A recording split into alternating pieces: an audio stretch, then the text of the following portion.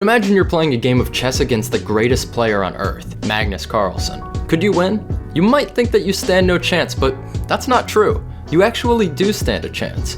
A 1 in 5 times 10 to the 119th power chance. Because even if you don't know any strategy or theory, you could still choose to move a random piece to a completely random position every turn and just so happen to play exactly as a chess machine would, defeating Carlsen flawlessly.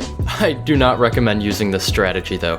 It's just as likely for you to beat Carlsen this way as it is for you to get struck by lightning. 20 times, and that's because of 3 reasons. Firstly, chess has a high skill ceiling. Due to all the different possibilities that can occur in a single game of chess, there are always things a player could have done better.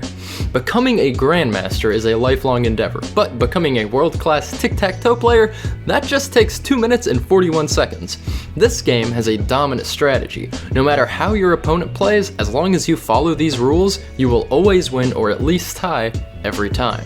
The second reason you will probably lose is because there is no hidden information in chess. Both players see all of the same things, unlike in Stratego, where players secretly set up their board however they like.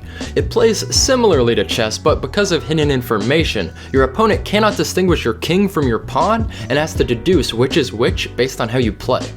There is still no randomness in the game though. Every action a player can take has a predetermined result, even if they don't know what that result is. Because there is still guesswork involved in the game, an inferior player can and often will beat a superior player by playing unpredictably and getting lucky. The third reason you stand virtually no chance against Carlsen is because there is no chance. There is no randomness built into the game other than your own decision making, which an experienced player like Carlsen could easily predict. If, instead of challenging him to a game of chess, you play him in a game of chutes and ladders, you stand a much better chance. That's because even though Magnus Carlsen is the best chess player in the world, you are the best chutes and ladders player in the world, along with everyone else in the world. Carlsen will never be able to predict your next move, because you aren't the one making it.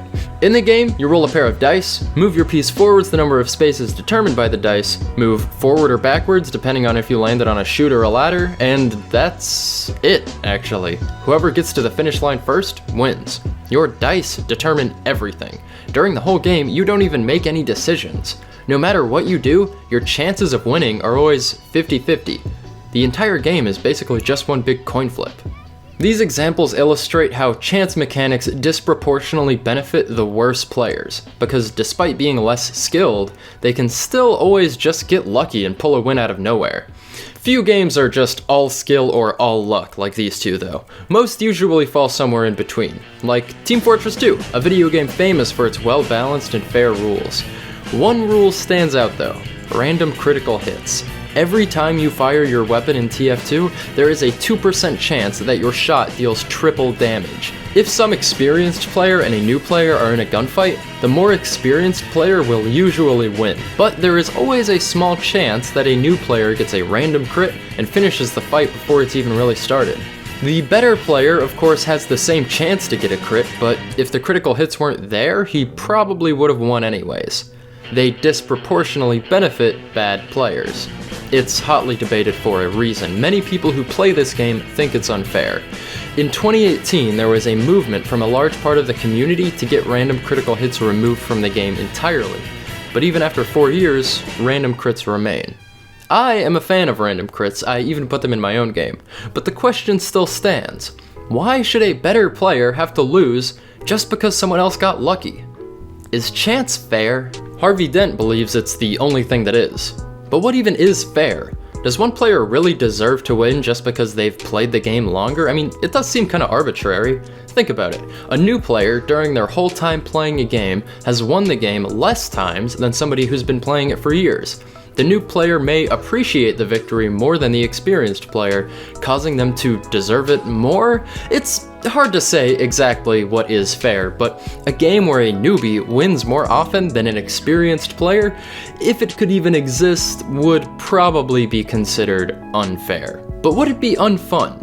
Maybe that experienced player would enjoy the challenge of having the odds stacked against them, more than they would enjoy a guaranteed victory. It just depends on who's playing. During your battle with Carlson, you may have noticed that despite the game itself, chess, being perfectly balanced, the match is unfair. In order for a high-skill, low-chance game like chess to be fair, players must go out of their way to find equally skilled opponents. There are entire businesses built around matching up equal players, and it can be even more complicated than the game itself. Chance offloads that responsibility from the players to the game. Chance says, "It's okay if you and your friends aren't evenly matched. I'll even things out for you." I believe chance is fair if it's used correctly. It's okay if the better player loses sometimes, even if the player that bested them doesn't know half of what's going on around them. Randomness has other uses too though. In some group games, a player might perform so poorly and fall so far behind that they basically have no hope of winning. If they are still forced to play the game and make decisions on their turn, but no longer believe they can achieve the goal of winning the game, they may choose their own goal to pursue, like collecting all of one card type, or maybe something more vicious, like taking revenge on the player at the table who bested them, ruining both of their chances for victory.